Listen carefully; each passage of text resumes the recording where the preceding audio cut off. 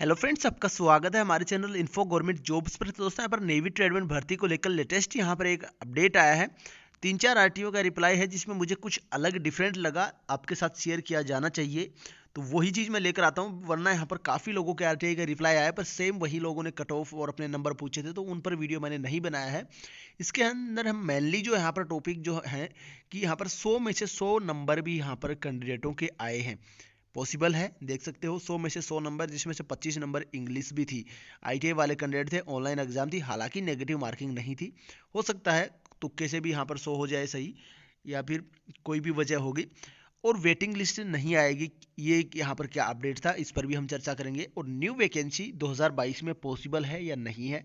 और पिछली जो वेटिंग लिस्ट यहाँ पर 142 कैंडिडेट की यहाँ पर जारी की गई थी, उसमें से कितने कैंडिडेटों ने डॉक्यूमेंट वेरिफिकेशन करवाया है, ये भी काफ़ी यूजफुल इन्फॉर्मेशन थी। तो स्टार्ट करते हैं, चैनल को सब्सक्राइब कर लीजिएगा, आगे की हर प्रकार की जेन्युइन अपडेट यहाँ पर आपको दी जाएगी। दोस्तों, अगर आप अपना कैरियर पेरोल फील्ड में बनाना चाहते हैं, या आप पहले से ही पेरोल फील्ड में काम करते हैं और अपने कैरियर में एक्सपर्ट बनना चाहते हैं, तो आपको एलएलए प्रोफेशनल ट्रेनिंग इंस्टीट्यूट के ए टू जेड पेरोल कोर्स को जरूर चेकआउट करना चाहिए, क्योंकि इसमें आपको इंडस्ट्रियल लीडिंग पेरोल कंस्टलेशन के द्वारा कंप्लीट पेरोल प्रोसेसिंग की ट्रेनिंग दी गई है, वो भी प्रैक्टिकल एग्जाम्पल के साथ में। यह कंप्लीट डिटेल्स पेरोल प्रोग्राम है, जिसमें आपको स्टार्टिंग से सिखाया जाएगा अटेंडेंस सीट एवं लीव एडजस्टमेंट के साथ में सैलरी की कैलकुलेशन एवं अलाउंस की कैलकुलेशन कैसे की जाती है, और उसी के साथ आपको overtime, PF, ESI, bonus, income tax, TDS, professional tax जैसे तमाम रूल्स एंड एक्ट की कैलकुलेशन आपको यहाँ से सीखने को मिलेगी। इतना ही नहीं, बहुत सारे प्रकार के प्रैक्टिकल एग्जाम्पल्स के साथ में पेरोल प्रोसेसिंग की रिकॉन्सुलेशंस एवं रिपोर्ट कैसे बनाई जाती है। तो देर किस बात की है, अगर आप भी पेरोल एक्सपर्ट बनना चाहते हैं और अपने कैरियर को नई उड़ान देना चाहते हैं, तो अभी एलएलए के ए टू जेड पेरोल प्रोग्राम को परचेज कीजिए, जिसका लिंक नीचे डिस्क्रिप्शन में दिया गया है। अगर आप हमारे कोड अशोक 10 को यूज करते हो, तो आपको एक्स्ट्रा 10% की छूट दी जाएगी। दोस्तों, सबसे पहले अगर हम बात करें नेवी की न्यू वैकेंसी 2022 में पॉसिबल है या नहीं है, तो दोस्तों अभी तक जो 2021 वाले कैंडिडेट हैं, उनका डॉक्यूमेंट वेरिफिकेशन नहीं हुआ है। साउथर्न जो कमांड है, उनका यहाँ पर लेटर आने शुरू हुए हैं।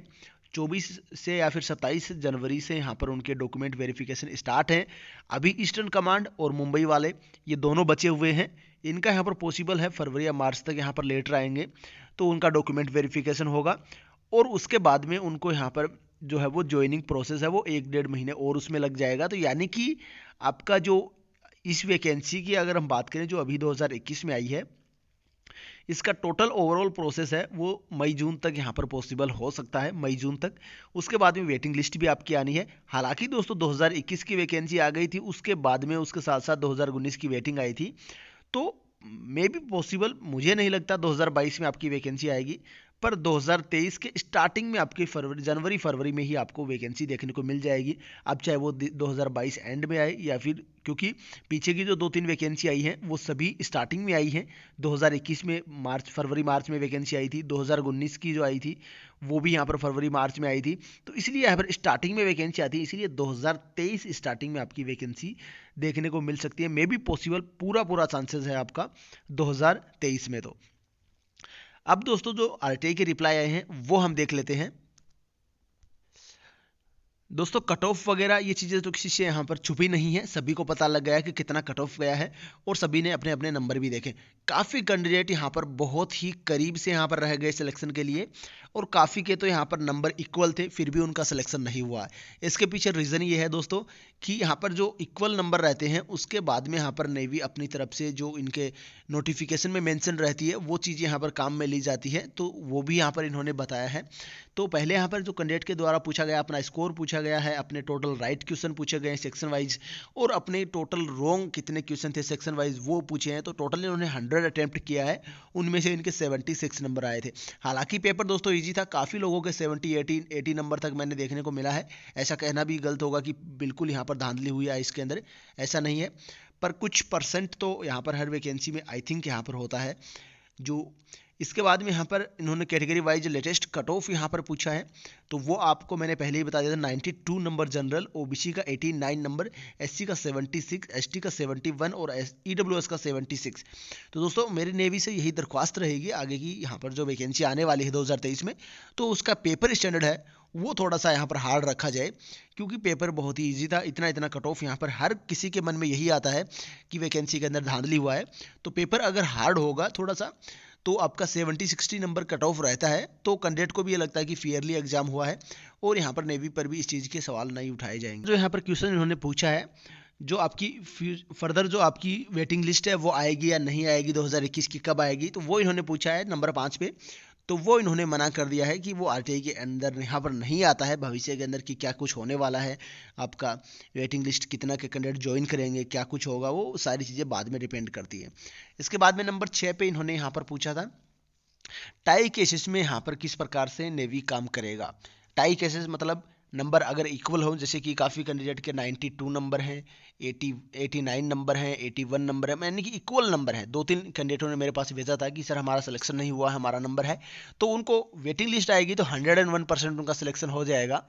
पर दोस्तों अब क्यों नहीं हुआ, तो यहाँ पर इन्होंने 2 नियम लागू किए इस चीज़ को लेकर। डेट ऑफ बर्थ यहाँ पर as first criteria to be considered to arrive at the merit list, the order the candidate will prevail as the higher selected candidate in merit. तो यहाँ पर अगर दोनों कैंडिडेटों के सेम नंबर हैं तो सबसे पहले डेट ऑफ बर्थ यहाँ पर रहेगा आपका टाई केसेस में, जो कि बड़ी डेट ऑफ बर्थ यानी कि जो बड़ा कैंडिडेट है उनको पहले मौका दिया जाएगा।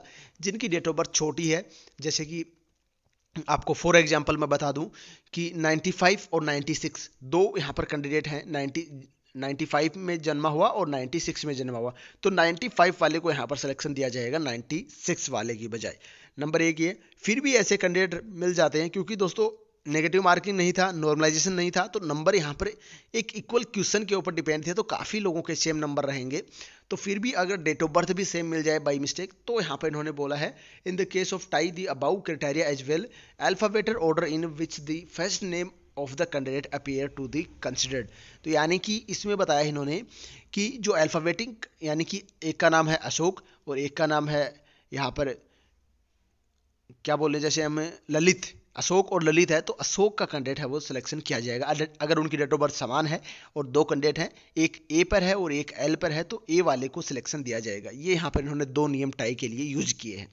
इसके बाद में यहाँ पर अगला जो इन्होंने पूछा कि जनरल कैटेगरी के अंदर कितने कैंडिडेट यहाँ पर कैटेगरी वाइज सिलेक्शन हुए हैं, क्योंकि जनरल के अंदर आपको मैं स्टार्टिंग से बता रहा था कि एससी का भी जा सकता है, एसटी का भी, ओबीसी का भी, ईडब्ल्यूएस का भी, सभी कैंडिडेट जनरल के अंदर जा सकते हैं, क्योंकि जनरल एक ओपन कैटेगरी है, सभी कैंडिडेटों के साथ यहाँ पर क्वालिफाई होता है। तो उसमें यहाँ पर 198 कैंडिडेट ओबीसी के सिलेक्टेड हुए हैं, 25 कैंडिडेट ईडब्ल्यूएस के सिलेक्टेड हुए हैं, एससी के 24 कैंडिडेट सिलेक्टेड हुए हैं और एसटी के 16 कैंडिडेट यहाँ पर जनरल के अंदर सिलेक्टेड हुए हैं। इसके अलावा जो बच गए, जो जनरल की पोस्ट थी, वो यहाँ पर जो जनरल के कैंडिडेट हैं, जो कि यहाँ पर जो आरक्षण नहीं लेते हैं, उनका यहाँ पर सिलेक्शन हुआ है। इसके बाद में नंबर 8 के क्वेरी का मेरा क्वेश्चन मुझे याद है, इन्होंने पूछा था कि 2019 की जो वैकेंसी है उसके अंदर जो वेटिंग लिस्ट आ गई है उसमें काफ़ी कैंडिडेट ने ज्वाइन नहीं किया है, तो क्या दूसरी और वेटिंग लिस्ट आ सकती है क्या? तो इन्होंने नो बोला है, यानी कि और आपकी वेटिंग लिस्ट नहीं आएगी। अब जो वैकेंसी बची हुई है खाली, वो आपकी अगली आने वाली वैकेंसी में जोड़ दी जाएंगी। अब वो कितनी खाली बची है वो भी डाटा हमारे पास है। तो ये यहाँ पर इन्होंने कुछ क्वेश्चन पूछे थे। और इसके बाद में यहाँ पर जो अगला आरटीआई है वो यहाँ पर ये है 100 नंबर वाला आपका, कि highest mark scored and category wise as follow, यानी कि हर कैटेगरी में मैक्सिमम नंबर कितने आए हैं कैंडिडेटों के। तो जनरल के अंदर 100 नंबर यहाँ पर कैंडिडेटों ने स्कोर किए। अब ये नहीं है कि एक बंदे ने 100 किए हैं, हो सकता है ये संख्या 10 हो, 5 हो, 2 हो, 10, 20 हो, कितना भी हो सकती है, पर हाईएस्ट नंबर 100 नंबर यहाँ पर जनरल के अंदर आए हैं। ओबीसी वालों में 99 नंबर हाईएस्ट आए हैं और 89 नंबर पे कट ऑफ ब्रेक हो गया है।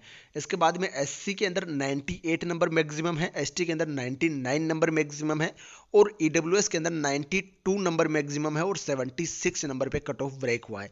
तो ये यहाँ पर मैक्सिमम नंबर आए हैं कैंडिडेटों के। तो काफ़ी होशियार कैंडिडेट आईटीआई वाले, ऐसा नहीं आप ये मत समझो कि मैं स्टार्टिंग में ये समझ रहा था कि आईटीआई वाले कैंडिडेट हैं तो इतना ज़्यादा कट ऑफ नहीं जाएगा, हालांकि गया है, पेपर ईजी था। तो इसके बाद में जो नेक्स्ट हमारा जो लास्ट यहाँ पर क्वेश्चन है वो है रेफर ऑफ आरटीआई जो यहाँ पे इन्होंने लगाया था। इसके बाद में इन्होंने उस रिप्लाई के अंदर ये चीज़ नहीं बताई थी, तो दोबारा से इन्होंने फर्स्ट अपील में डाल के श्री रामप्रसाद शर्मा जी ने पूछा है, रामप्रसाद ने। तो यहाँ पर out of 125 candidate for reserve list received for जो हेडक्वार्टर है DCMPR, 45 कैंडिडेट यहाँ पर आपके रिपोर्टेड हुए हैं डॉक्यूमेंट वेरिफिकेशन के लिए। 142 की लिस्ट आई थी, तो वो जो आपके हैं बाकी हो सकता है तो दूसरी कमांडो से हो, क्योंकि मैक्सिमम पिछली बार जो वैकेंसी थी वो मैक्सिमम मुंबई के अंदर थी, तो मुंबई के ही यहाँ पर 125 कैंडिडेटों की शायद लिस्ट आई थी, वेटिंग लिस्ट, इसीलिए उसमें से 45 कैंडिडेटों ने ही यहाँ पर डॉक्यूमेंट वेरिफिकेशन करवाया है। देख सकते हो कितने यहाँ पर कैंडिडेट एब्सेंट हुए हैं, 55 और 25, टोटल कितने हो गए आपके 75 और 80 कैंडिडेट यहाँ पर एब्सेंट हो गए हैं डॉक्यूमेंट वेरिफिकेशन के लिए। हो सकता है अगर दोबारा से इनको मौका दिया जाए, क्योंकि 1 से 2-3 बार मौका दिया जाता है, तो अगर और भी पॉसिबल आए 5-10 कैंडिडेट, तो भी आपकी 50-60% यहाँ पर कैंडिडेट एब्सेंट हुए हैं डॉक्यूमेंट वेरिफिकेशन के लिए। तो ये जो नेक्स्ट वैकेंसी आने वाली है उनके लिए बहुत अच्छी खबर है। तो ये कुछ थे यहाँ पर, और यहाँ पर ये देख सकते हो इनका क्वेश्चन भी मैं रखा हूँ। तो ये यहाँ पर कुछ क्वेश्चंस थे इंपॉर्टेंट, उम्मीद करता हूँ जानकारी हेल्पफुल है। बाकी फर्दर कोई इंपॉर्टेंट इन्फॉर्मेशन आएगी तो आपको यहाँ पर प्रोवाइड किया जाएगा। उसके लिए चैनल को सब्सक्राइब करें, स्टडी करें दोस्तों, और सेफ रहें। धन्यवाद। जय हिंद, जय भारत।